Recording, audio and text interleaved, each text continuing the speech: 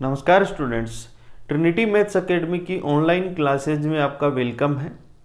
अपन ने स्टार्ट कर रखा है कि प्रीवियस ईयर पेपर्स है उनका अपन यूनिट वाइज सॉल्यूशन कर रहे हैं और उसके अंदर बीएससी सेकेंड ईयर में डिफरेंशियल इक्वेशन का जो पेपर होता है उसमें यूनिट फर्स्ट को अपन ने सबसे पहले स्टार्ट किया है।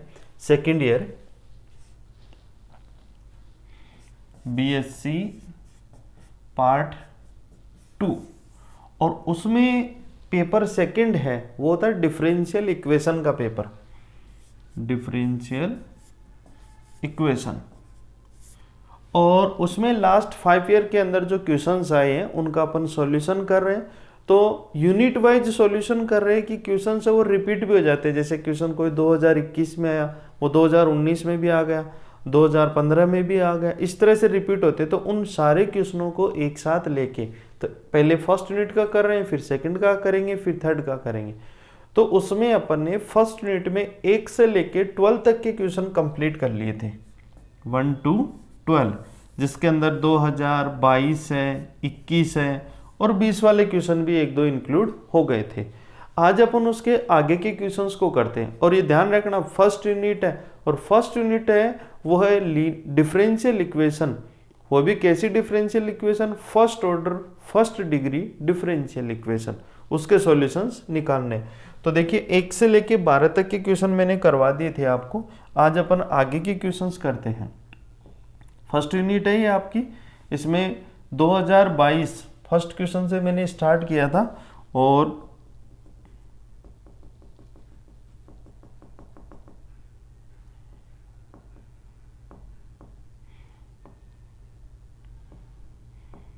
क्वेश्चन नंबर 12 तक आपको मैंने कंप्लीट करवा दिया था।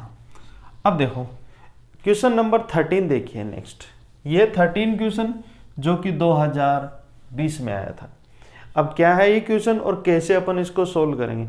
देखो, जब सबसे पहले अपन डिफरेंशियल इक्वेशन देखेंगे फर्स्ट ऑर्डर फर्स्ट डिग्री, आपको ध्यान रखना है कि सबसे पहले यही चेक करो कि इसके वेरिएबल सेपरेट हो रहे हैं या नहीं हो रहे, क्योंकि अल्टीमेटली लास्ट में वेरिएबल सेपरेट करके इंटीग्रेशन ही करना होता है। अब देखो यहाँ पे ये x cube plus x y 4 d x plus 2y cube d y equal to 0। इसके साथ में तो ये ठीक है, यहां से x और y dx के साथ में दोनों आ रहे, तो या तो x अलग हो या y अलग हो।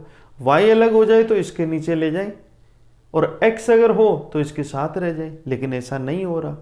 जब सेपरेट नहीं होते तब अपन देखते हैं कि क्या कोई ऐसा ट्रांसफॉर्मेशन ले लें जिससे कि डायरेक्टली ये सेपरेट हो जाए। अब किस तरह का ट्रांसफॉर्मेशन? मान लो इसी डिफरेंशियल इक्वेशन ऐसी आ जाए, x plus 2y plus 6 2x plus 4y plus 9। तो इसमें पता लग रहा है ना, यहाँ भी 2 कॉमन लेंगे तो x प्लस 2y, यहाँ भी x प्लस 2y, तो x प्लस 2y को v लेके अपन इक्वेशन को क्या कर लेते हैं? सोल्व कर लेते हैं। ऐसा केस भी यहाँ पे नहीं है।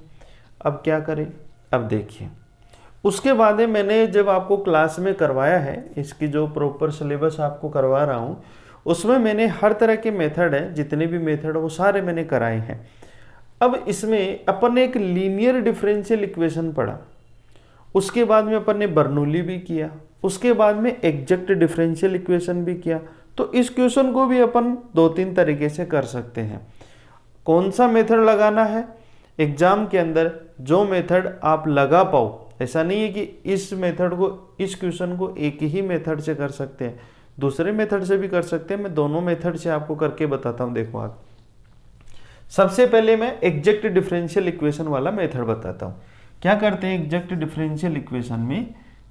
अपन देखते हैं कि अपनी डिफरेंशियल इक्वेशन है M d x plus N d y equal to 0। ठीक है, ये वैल्यू तो हो गई एम की, ये वैल्यू हो गई एन की। ये तो एम हो गया और ये एन हो गया। m का डिफरेंशिएशन करेंगे y के रेस्पेक्ट में, तो इसका तो 0, ये हुआ 4x वाई क्यूब। और n का करो x के रेस्पेक्ट में, इसमें x है ही नहीं इसलिए इसका 0 होगा। क्या दोनों इक्वल है? क्या नहीं है। Del m by del y not equal to del n by del x, यही है, इक्वल नहीं है। इसका मतलब equation is not exact differential equation, यथार्थ अवकलन समीकरण नहीं है।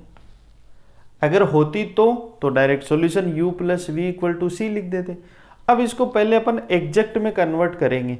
तो एग्जैक्ट में कन्वर्ट करने के 4-5 मेथड आपको कराए मैंने।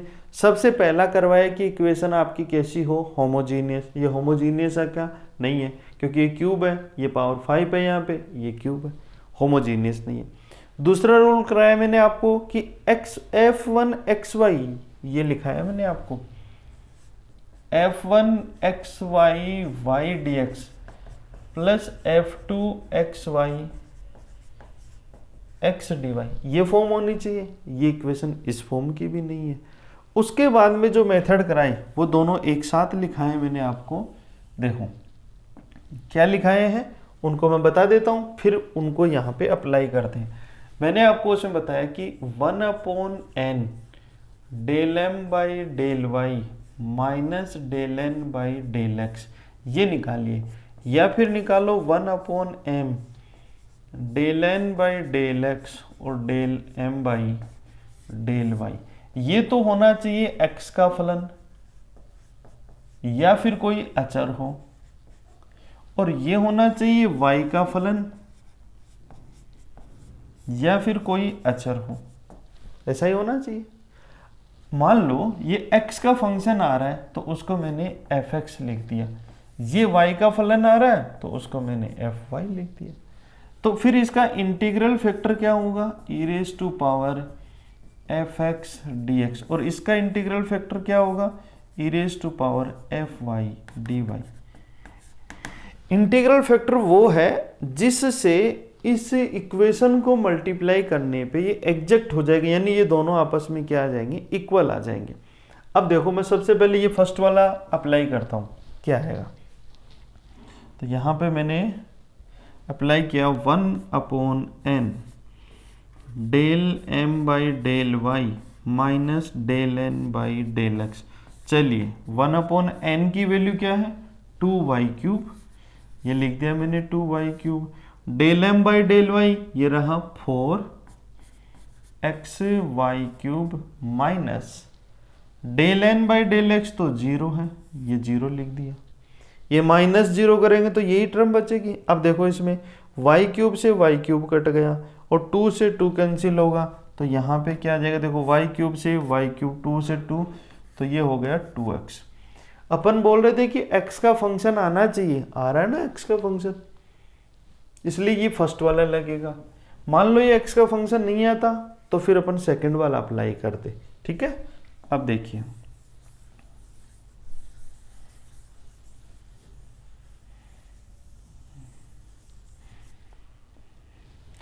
अब इंटीग्रल फैक्टर क्या होगा? इंटीग्रल फैक्टर होगा e raise to power integration, ये जो वैल्यू आई है 2x dx, क्या हुआ? e की पावर x स्क्वायर बाई 2 होगा, तो बाई 2 तो कट जाएगा और इसको मैं नंबर 2 कर देता हूँ। इंटीग्रल फैक्टर निकालने के बाद में इक्वेशन को मल्टीप्लाई करते हैं। क्या लिखोगे? Equation first into integral factor. अच्छा, इंटीग्रल फैक्टर है e की पावर x स्क्वायर, करो मल्टीप्लाई, क्या आएगा? e की power x square x cube dx plus x e की power x square y4 dx plus 2 e की power x square y cube dy equal to 0। जब भी इंटीग्रल फैक्टर से multiply कर दो तो इक्वेशन डेरिवेटिव की फॉर्म, यानी डायरेक्ट अपन इंटीग्रेट कर सकते हैं उसको। क्या लिखेंगे? देखें यहाँ पे तो ये dx के साथ में x का ही फंक्शन है, इसका आराम से इंटीग्रेशन हो जाएगा। ये दोनों जो हैं ये d की फॉर्म में कन्वर्ट हो जाएगी। सर कैसे होगा? अभी करके बता देते हैं। देखिए इसको तो एज इट इज लिख लो आप, फिर प्लस का साइन लगाओ और d लगाइए। अब देखो यहाँ dx है dx के साथ में x के दो फंक्शन आ रहे हैं। x के कितने फंक्शन आ रहे हैं? दो फंक्शन आ रहे हैं। आप ये देखो कि सिंगल फंक्शन कौन सा है, तो dy के साथ y का अकेला ही है। यहाँ पे देखो फंक्शन तो एक ही बोल सकते हैं, लेकिन दो टर्म मल्टीप्लाई हो रही है, तो क्या होगा, इसका d बनाने में थोड़ी सी प्रॉब्लम हो गया आपको। तो आप ये देख लिया करो कि अकेला कौन सा टर्म आ रही है।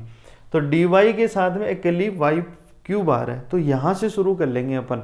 बाकी शुरुआत चाहे यहाँ से करो चाहे यहाँ से करो, दोनों से d सेम बनेगा। देखो ये क्या है सर, ये तो dy है। dy के मल्टीपल में कौन है सर? y क्यूब है। जो भी होता है उसी का समाकलन कर दिया करो। क्या कर दिया करो? समाकलन। जब भी अपन समाकलन करेंगे तो सर इसका तो y 4/4 होगा, लिख दो। बाकी जो है, जैसा है, जहां है वहीं सेट कर दो। तो ये क्या होगा 2 और e की पावर x स्क्वायर ऐसा का ऐसा, जाओ बन गया d इसका। सर ये कहाँ गया? ये इसी में इंक्लूड हो गया। देखो करके बताते हैं आपको। डेरिवेटिव करेंगे, ये तो हुआ 1/2। तो देखो ये 1/2। सबसे पहले y4 का करो, तो y4 का होगा 4y³ dy, e की पावर x स्क्वायर कॉन्स्टेंट रहेगा, प्लस 1/2 ये एज इट इज। अब की बार y4 को मैंने कांस्टेंट रख लिया, e की पावर x स्क्वायर का डिफरेंशिएशन e की power x square into 2x होगा ना। अब देखो ये इससे कैंसिल होगा तो 2 आ गया, ये 2 इससे कैंसिल होगा। देखो ये वाली टर्म तो ये रही और ये वाली टर्म ये रही, तो बन गया ना d। अब यहाँ पे अपन क्या करेंगे, इसका इंटीग्रेशन कर देंगे।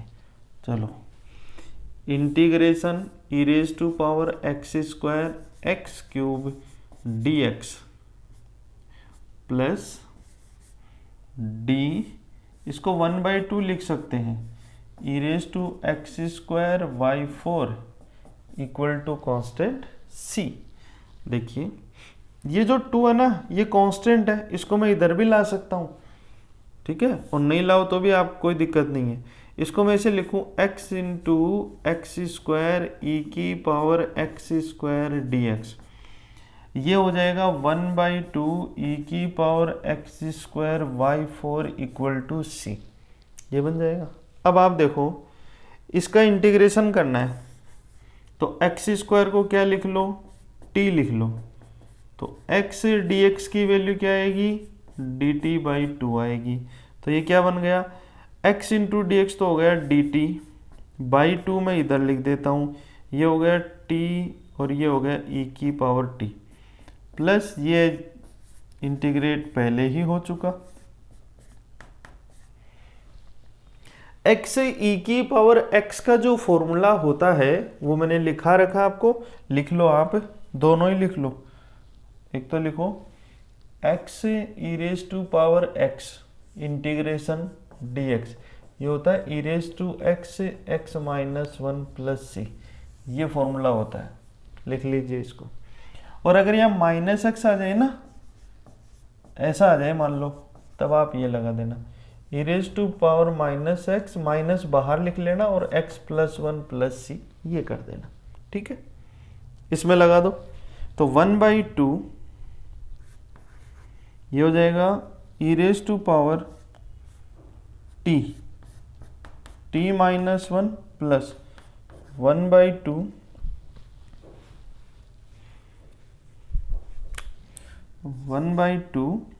e raise to power x square y to the power 4 equal to c। इसकी t की जगह x स्क्वायर रख दो तो क्या आ जाएगा, सॉल्यूशन 1/2, और t की जगह क्या रखना, x square e raise to power x square minus 1 plus 1/2 y4 e raise to power x square, y4 e raise to power x square equal to c। और इसको ऐसे भी लिख सकते हैं e raise to power x square, देखो पूरे में से कॉमन आ गया और 1/2 भी कॉमन आ गया, तो यहाँ से क्या बचा, x स्क्वायर माइनस 1 और प्लस में क्या बचा, y4 इक्वल टू c, ये इसका सॉल्यूशन हो गया। ये देखो एक मेथड है। अब मैं आपको दूसरा मेथड और कराता हूँ, इसी क्वेश्चन को दूसरे मेथड से और करवाता हूँ, ठीक है ना। एग्जाम के अंदर आप दोनों में से कोई सा जो मन करे वो लगा सकते हो। देखो कौन सा क्वेश्चन है ये, क्वेश्चन नंबर 12 है। क्वेश्चन क्या है, x cube, sorry question number 13 है, x cube plus x y 4,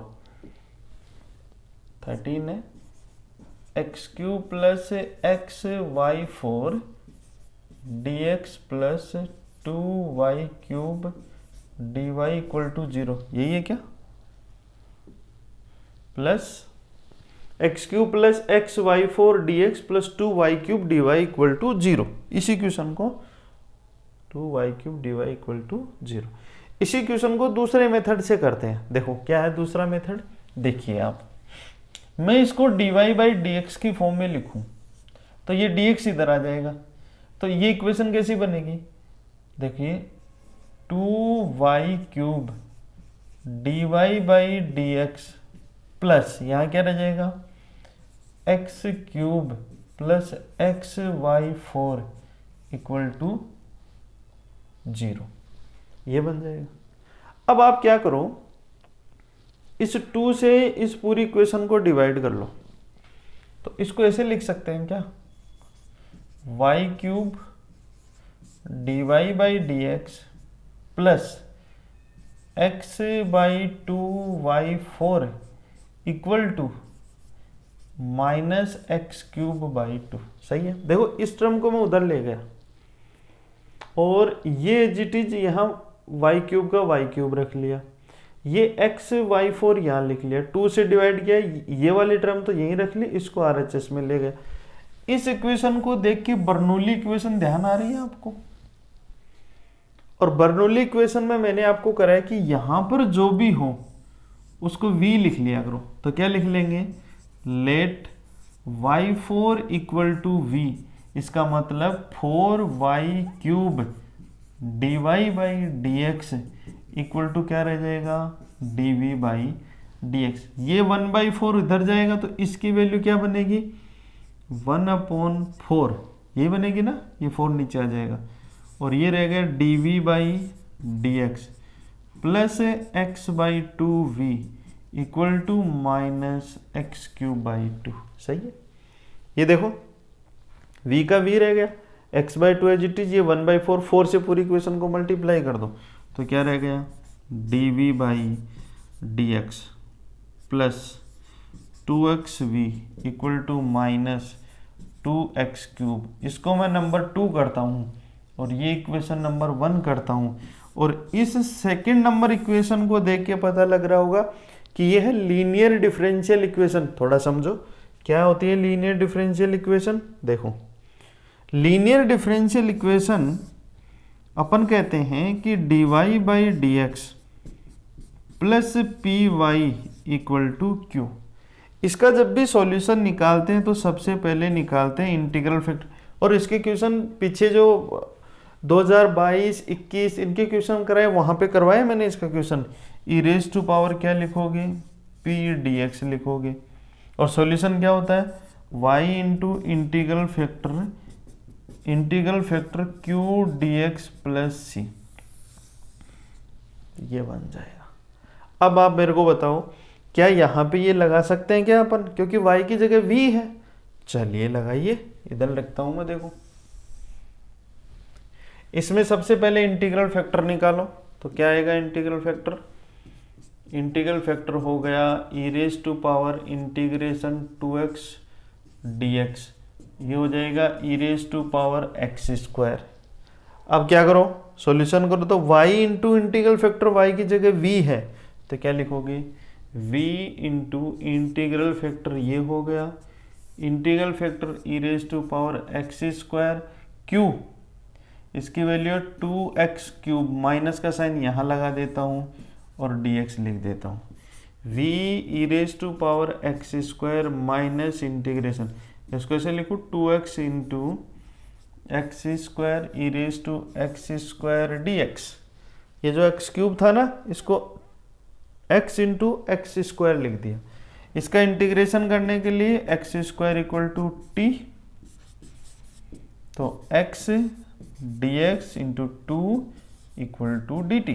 तो ये क्या बन गया, v e raise to x square minus t e raise to power t d t. इसका फॉर्मूला भी अभी भी लिखा है, तो v e raise to x square minus e raise to power t minus 1 plus c. Value रखो, v की value क्या है सर, v की वैल्यू तो y4 है, कोई नहीं रख दो y4। y4 e raise to x square minus e raise to x square minus 1 plus C.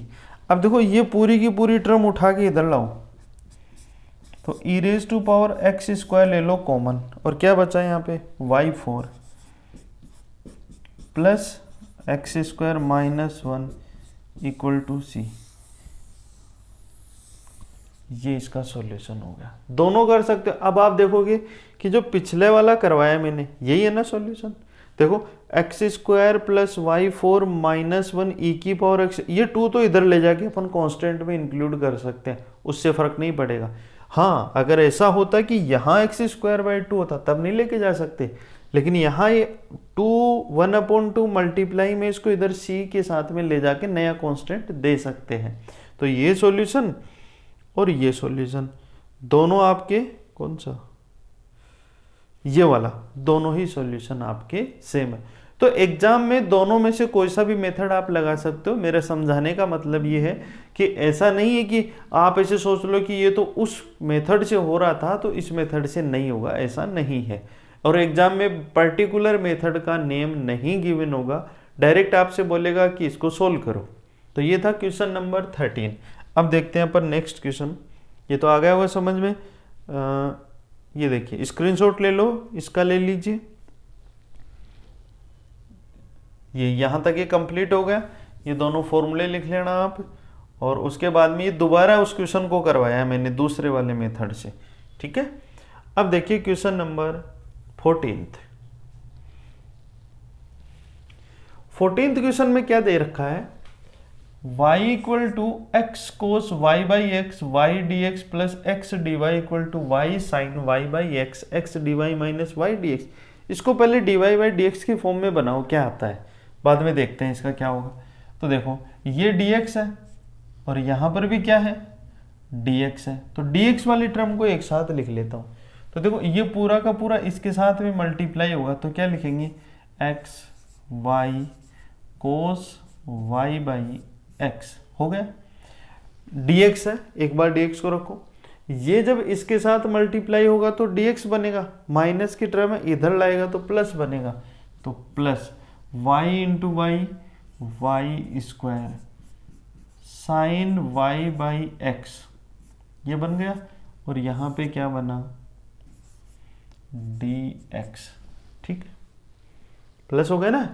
अब यहाँ पे देखो dy की टर्म क्या बच रही है y sine y by x, और इनटू में ये x हो रहा है,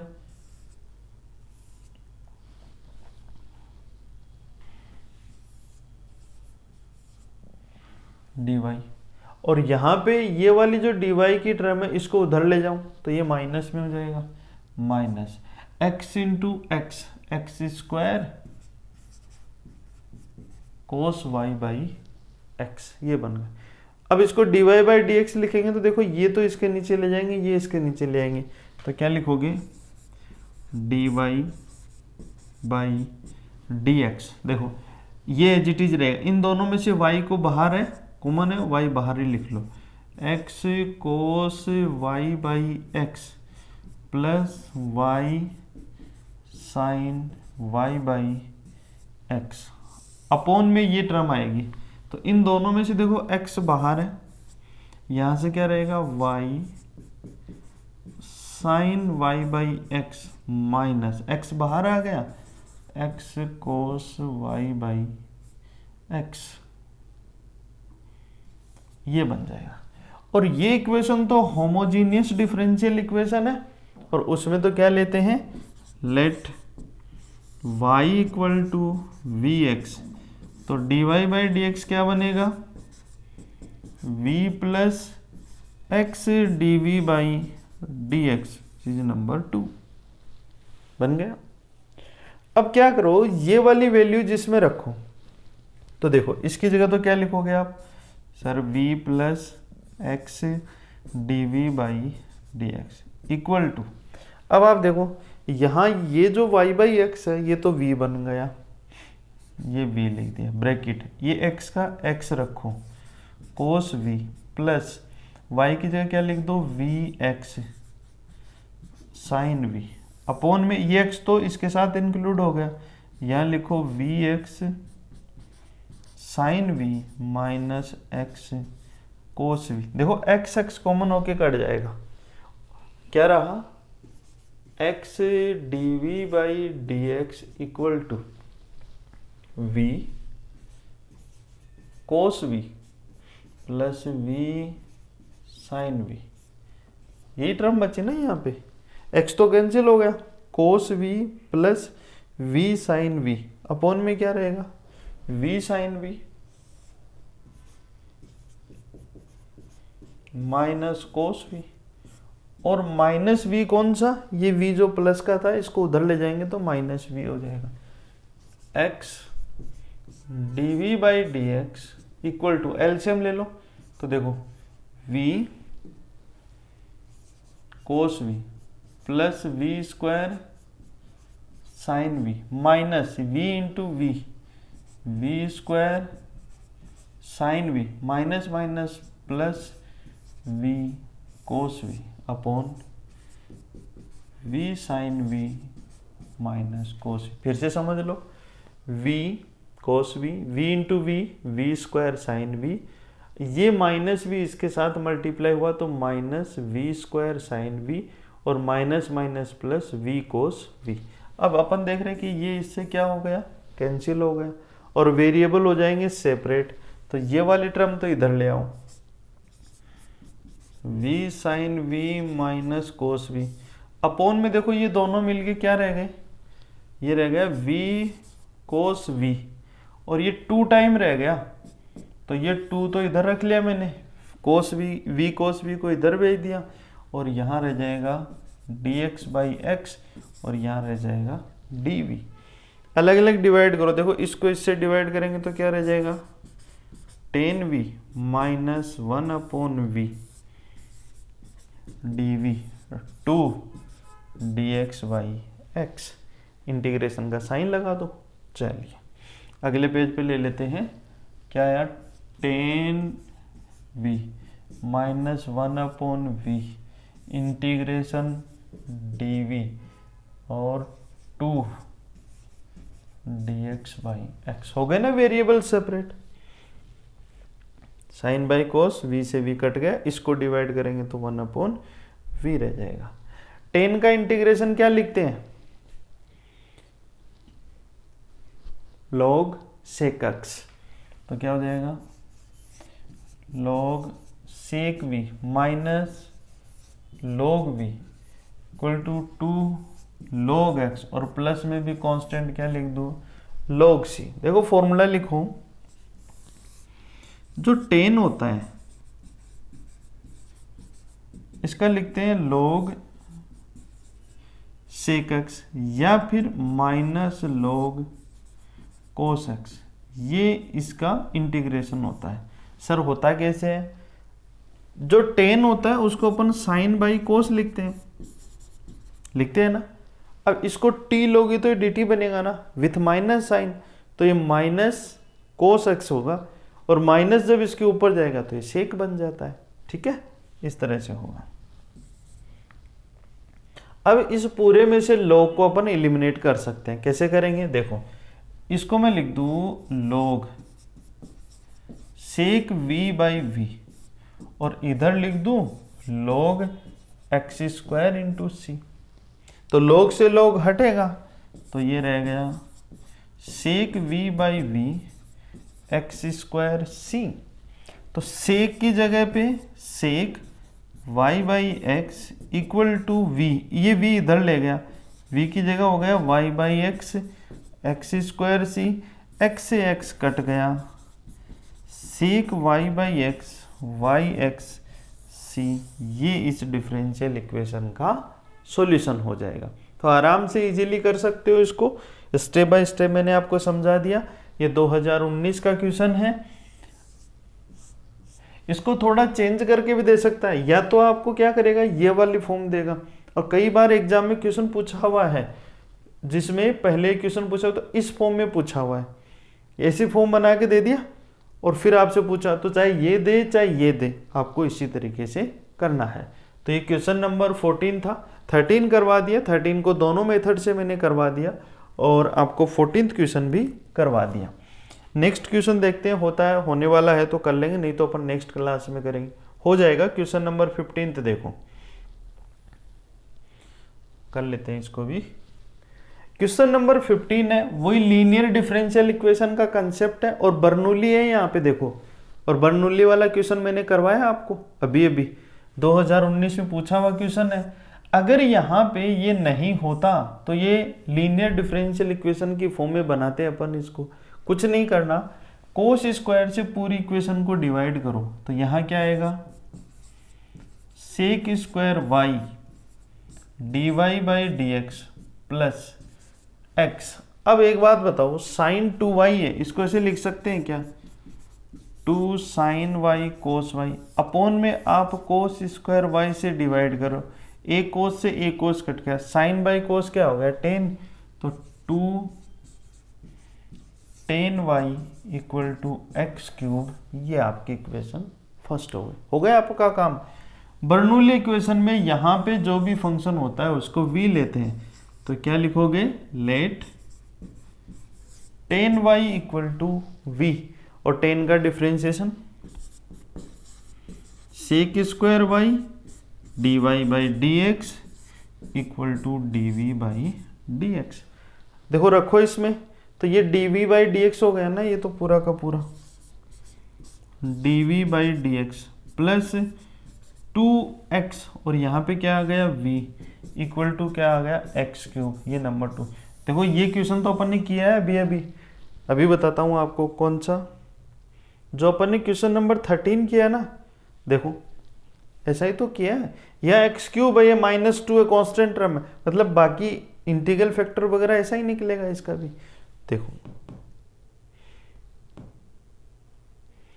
ये है।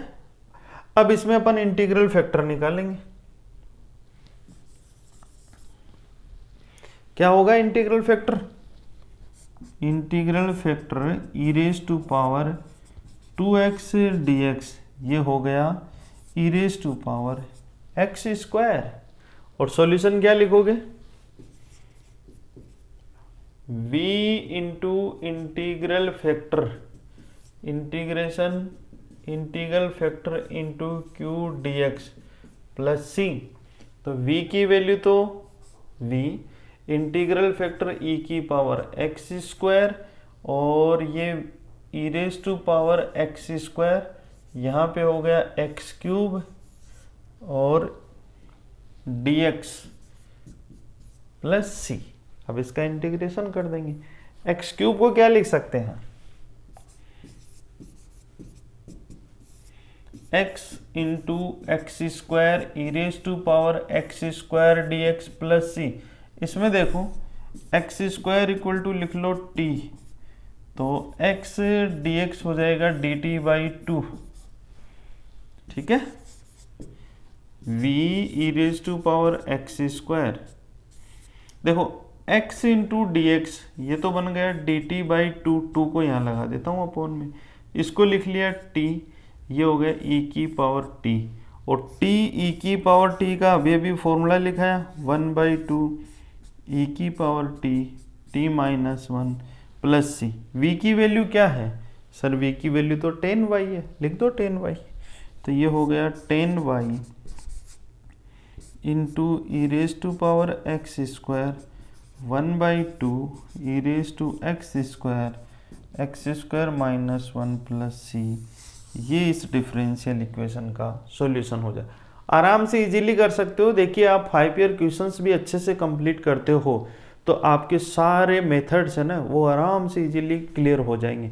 अब मान लो इसके जैसा ही क्वेश्चन और दूसरा दे दे तो आप ये मेथड अप्लाई कर सकते हो। ये बर्नौली इक्वेशन का मेथड है जो इजीली आप लीनियर इक्वेशन में कन्वर्ट करो, फिर आप इसको सोल्व कर सकते हो।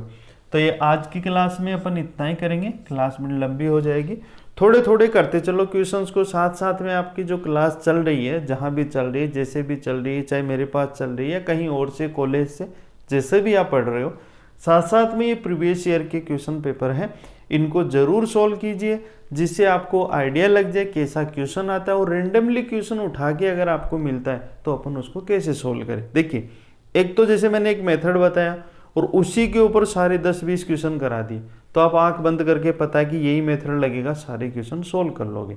लेकिन अगर रेंडमली कोई क्वेश्चन उठा के दे दिया, अब कौन सा मेथड लगाएं, अगर इसकी भी थोड़ी थोड़ी प्रैक्टिस हो जाए तो आप इजीली एग्जाम के अंदर अच्छा स्कोर कर सकते हो। आज की क्लास में इतना ही। आप इसको वीडियो को लाइक कीजिए, शेयर कीजिए, और जो चैनल है उसको सब्सक्राइब कर लीजिए, जिससे क्लासेज आपको रेगुलर मिलती रहे। और अपने साथी जो भी हैं उनको भी आप ग्रुप में शेयर कीजिए, जिससे वो भी इसका फ़ायदा ले सकें। Thank you.